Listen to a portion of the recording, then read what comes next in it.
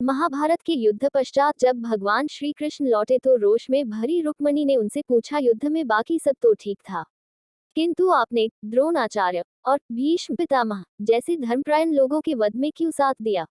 श्री कृष्ण ने उत्तर दिया, ये सही है कि उन दोनों ने जीवन भर धर्म का पालन किया, किंतु उनके किए एक पाप ने उनके सारे पुण्य को नष्ट कर दिया। रुक्मणी ने प्रश्न किया कि वे कौन से पाप थे? भगवान श्री कृष्ण ने कहा, जब भरी सभा में द्रौपदी का चीरहरण हो रहा था तब ये दोनों भी वहां उपस्थित थे। बड़े होने के नाते ये दुशासन को रोक भी सकते थे, किंतु इन्होंने ऐसा नहीं किया।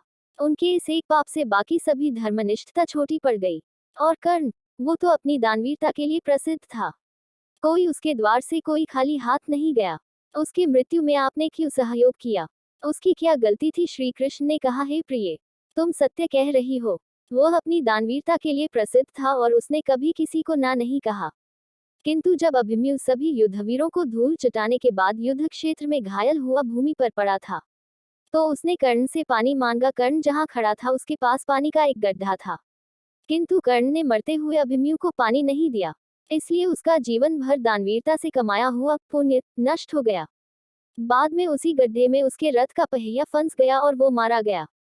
हे रुक्मणी, अक्सर ऐसा होता है, जब मनुष्य के आसपास कुछ गलत हो रहा होता है और वे कुछ नहीं करते, वे सोचते हैं कि इस पाप के भागी हम नहीं हैं।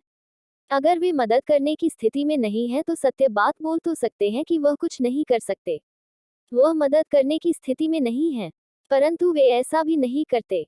ऐसा न करने से वे भी उस पाप के उतने ही हिस्सेदार हो जाते हैं जितना पाप करने वाला होता है।